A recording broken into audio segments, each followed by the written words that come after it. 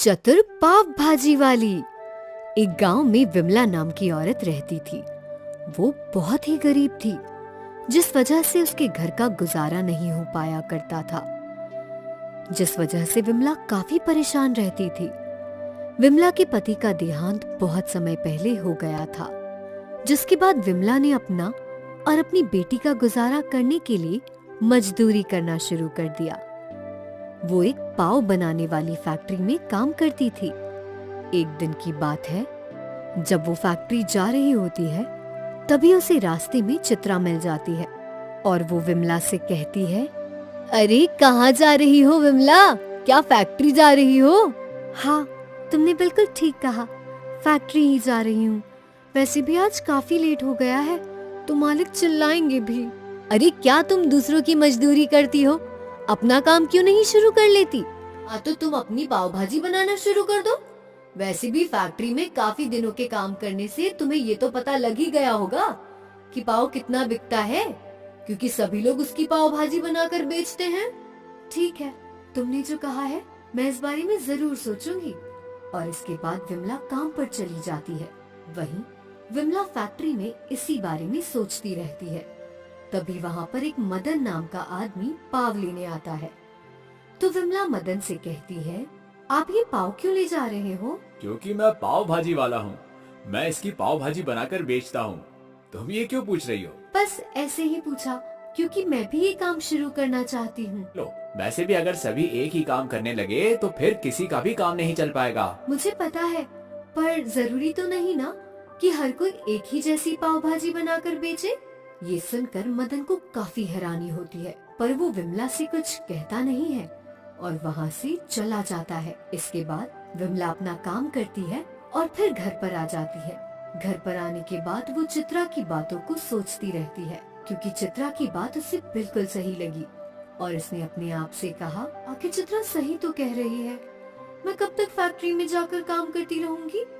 अगर ऐसा ही रहा तो मैं अपनी बेटी को पढ़ा भी नहीं पाऊंगी, क्योंकि मेरा सपना है कि मैं अपनी बेटी को अच्छे स्कूल में पढ़ाऊं।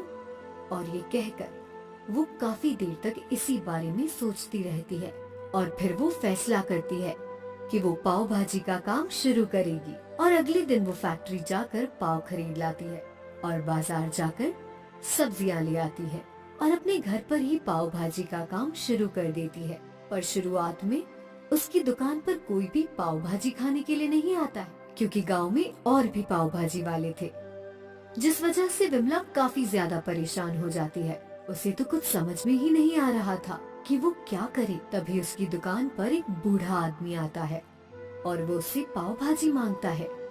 विमला उसे पाव भाजी देती है तो बूढ़ा आदमी पाव भाजी खाते हुए उससे कहता है, क्या हुआ बेटी, तुम इतना परेशान क्यों लग रही हो? क्या बताऊं बाबा, मेरी पाव भाजी बिकती ही नहीं है। मैंने अभी अभी ये काम शुरू किया है। अरे इतनी जल्दी कौन सफलता छूता है? अगर तुम सफल होना चाहती हो तो तुम्हें कुछ अलग करना पड़ेगा। वैसे भी गांव में बहुत सारे पाव भाजी वाले हैं। हाँ बाबा, आप बिल्कुल ठीक कह रहे हो, पर मैं ऐसा क्या करूं जिससे सभी लोग मेरी पाव भाजी ले? ये तो तुम सोचो कि तुम ऐसा क्या अलग कर सकती हो जिससे तुम्हारी पाव भाजी सबसे अलग दिखे। और ये कहकर वो बूढ़ा आदमी विमला को पैसे देकर वहाँ से चला जाता है।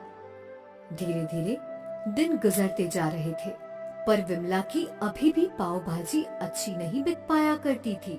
और एक दिन उसकी दुकान पर मदन पाव भाजी वाला आता है और वो विमला से कहता है, क्यों, मैंने तुमसे कहा था ना, अगर सभी लोग एक ही काम खोल लेंगे तो किसी का भी नहीं चल पाएगा। और अब तुम खुद ही देख लो कि तुम्हारी पाव भाजी कितनी बिक पाती है। मुझे पता है, पर मैं हार नहीं मानूंगी।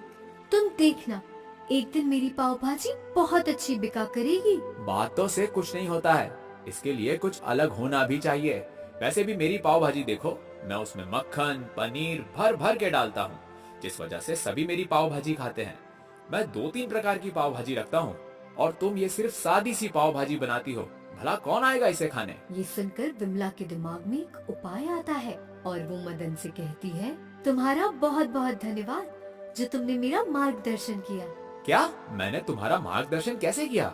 ये तुम्हें अभी समझ नहीं आएगा, बाद में पता लगेगा, पर अभी मुझे कहीं जाना है तो तुम जा सकते हो।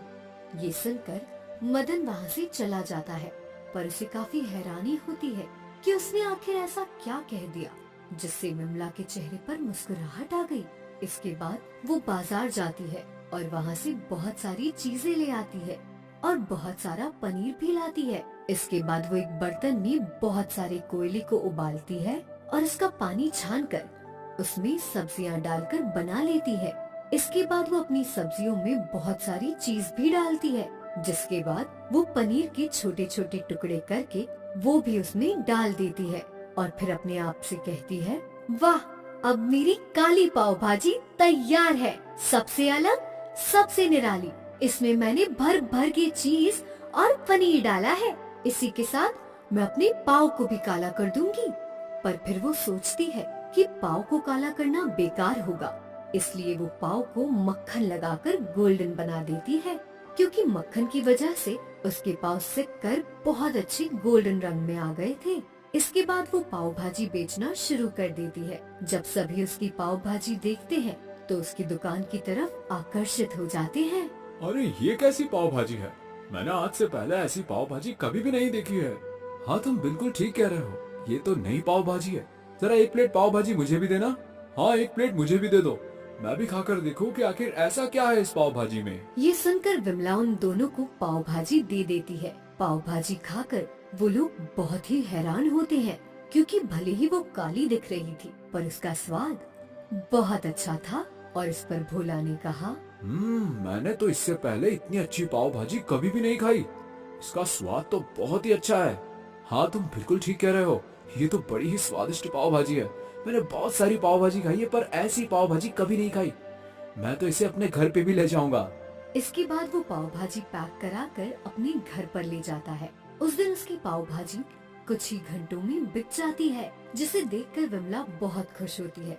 इसके बाद वो रोजाना उसी तरह पाव भाजी बनाना शुरू कर देती है और धीरे धीरे उसकी पाव भाजी पूरे गांव में फेमस हो जाती है, जिस वजह से दूसरे लोगों की पाव भाजी उतनी अच्छी नहीं बिका करती थी। और ये देखकर दूसरे पाव भाजी वाले काफी हैरान थे कि आखिर विमला ऐसा क्या कर रही है कि उसकी पाव भाजी इतनी ज्यादा बिक रही है। और एक दिन मदन विमला की दुकान पर आता है और वो उससे कहता है, तुमने ऐसा क्या बना दिया है जो सभी तुम्हारी पाव भाजी ही खा रहे हैं? तुम खुद ही खा कर देख लो। वैसे भी मैंने कुछ नहीं किया है, तुमने ही तो मेरा मार्गदर्शन किया था। पर मुझे तो आज तक समझ में नहीं आया कि मैंने ऐसा क्या कह दिया। अरे, तुमने ही तो कहा था कि तुम पनीर पाव भाजी और सब्जी पाव भाजी बनाते हो, तो मैंने सोचा क्यों ना मैं कुछ अलग तरह की पाव भाजी बनाऊं, इसलिए मैंने काली गोल्डन पाव भाजी बनाई। ये सुनकर मदन काफी हैरान हो जाता है और इसके बाद जब वो पाव भाजी खाता है तो उसका स्वाद उसे काफी अच्छा लगता है और वो विमला से कहता है, तुमने बिल्कुल ठीक कहा था, जो हार नहीं मानते हैं वो जरूर एक दिन सफल होते हैं। और आज तुम अपनी चतुराई की वजह से एक सफल पाव भाजी वाली बन गई हो। और इसके बाद मदन वहाँ से चला जाता है और विमला बहुत खुश होती है। और अब वो पहले से बहुत अमीर भी हो गई थी, क्योंकि उसकी पाव भाजी बहुत अच्छी बिका करती थी। और अब उसकी बेटी स्कूल भी जाने लगी थी, जिससे उसका सपना भी पूरा हो गया। और अब वो आराम से अपनी जिंदगी पाव भाजी बेचकर गुजार रही थी।